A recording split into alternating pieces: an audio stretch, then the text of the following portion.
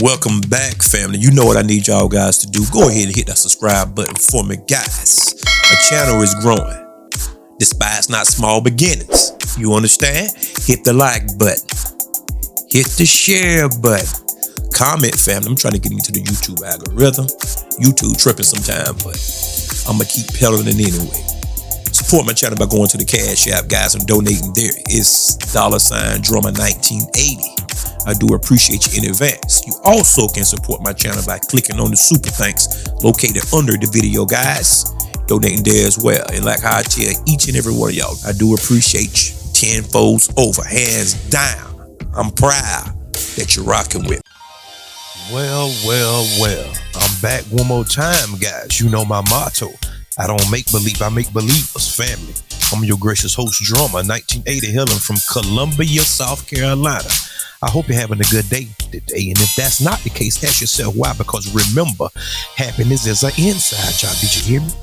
Happiness is an inside job, and it will always be an internal affair. Well, guys, I just had to come to y'all because there is a firestorm going on around social media, Twitter, Facebook, etc.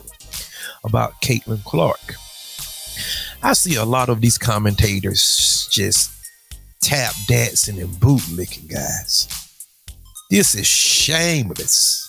They even went so far to call it racism, guys. Ain't that something? Nope.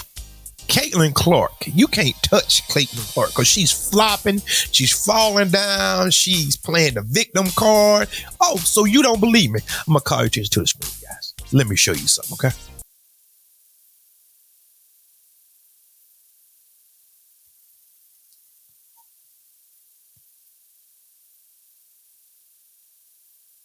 Look at that.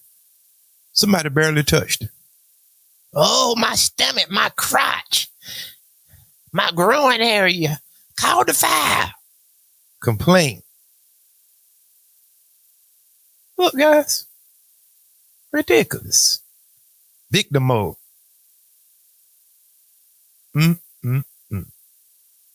Look. Nobody ain't even touched it. Oh, woe is me.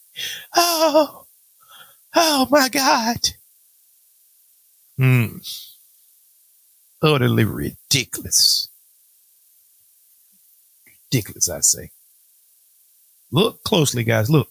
Do anybody see this, right? And you got your Stephen A. Smiths, which we always know about Stephen A. Smith. Always. But I think that his co-host, one of the commentators by the name of Monica, she got on him real good, and he was dumbfounded. He was just sitting there bucking his eyes. Shannon Sharp. Now, I like Shannon Sharp, guys. I'm going to just be honest with you. I don't watch First Take like that, but I do watch Nightcaps every now then again. And Shannon Sharp, now, he's creeping over there along. Just getting worse and worse by the day, it seems like. Shannon, you need to wheel yourself back, man. You falling into the trap, man. To be honest with you, Shannon used to say some questionable things on the Skip Bayless and Shannon Sharp show. You know, but everybody keep giving him a pass, but he keep making these asinine statements, and he tap dancing, and he's soundboarding a little bit too much. It's not racism, guys. It's not racism. Family, do anybody remember a rookie by the name of Alonzo Ball? Wasn't a target on his back as well? And Pat Beverly was locked him down. He was all over him. They was all over Alonzo Ball probably for about that first year. Everybody was trying to prove a point. You in the big leagues now. But for some reason, Caitlin can't get touched. She's flopping everywhere. Is she a good player? Absolutely. She is a good player. Is she a 5-star player yet? Not in my book. She's probably a 4-star player. Now, perhaps she might grow into a 5-star player. But as of now, you can't touch her. Everything is about her. Now, people want to call this racism. Yes, it is racism, but it's on the other side. And let me tell you why. Because there are women that's far better than her that have played in the WNBA, that have won championships, have 2, 3, 4 rings. And not all of a sudden, you have a lily white woman that comes in, don't have a problem with it, and she's good. Absolutely. We can all agree to that. She's good. And but they hyping her up like she the second coming of Jesus Christ. And Luka Doncic is the same way. Luka is good. Luka is a great player. But you can't touch him. He's flopping and he's complaining everywhere. You can't touch him. And you have these commentators that will go to bat. That's how you know it's coming from the top, guys. It's coming from the paymasters. They telling them, defend them at all costs. Now, I just showed you her flopping.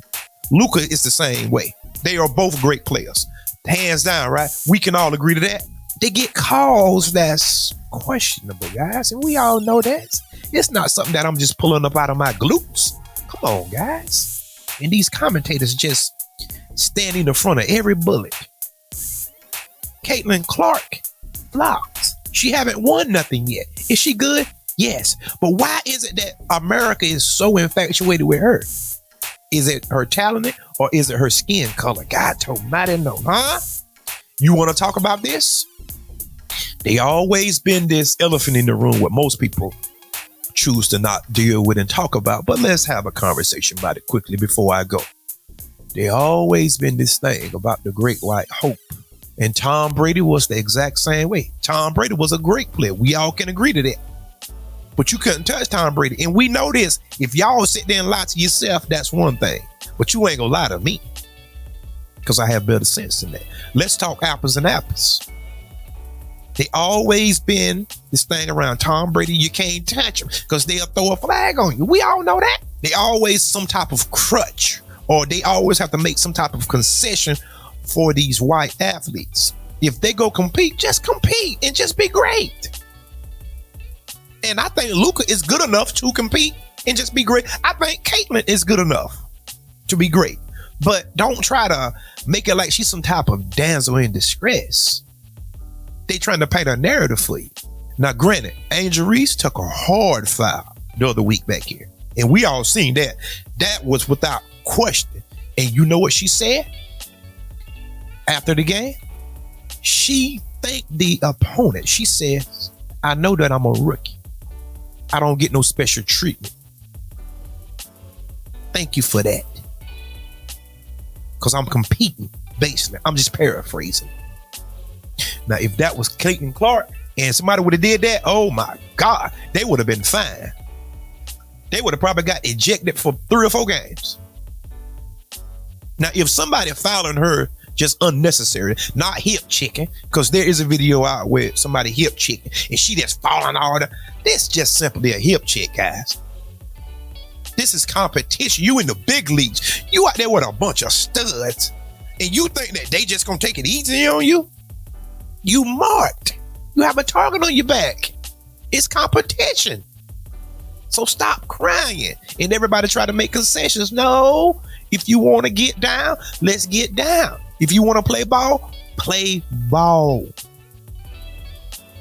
But this flopping mess and everybody coming to her rescue. Oh, Caitlin. Oh, y'all need to be thanking her. Y'all need to be thanking her. What? That's racism within itself. Because they women out there way better than she is. They have championships under their belt. And they didn't get the green light. They didn't big them up. But all of a sudden, a white girl come along and it's, oh, she's the best thing since sliced bread. No, she's great. Yes, she's a good player. But she never won no college championships. Family, the crazy thing about the media is they would take a player that's slightly above average and they would make her into like a LeBron or Kobe, a Steph Curry. She ain't that yet. Is she good? Yes. Yes, absolutely. But she ain't that yet. Shannon Sharp, re-examine yourself. Stephen A, there ain't no hope for him. And that other guy, that old Chad, I don't know his name. He's some type of foreigner. He on there talking foolish too. This is racism. Them girls probably, some of them probably have jealousy, but it's not racism. Words have meaning, but you got these slap jaw.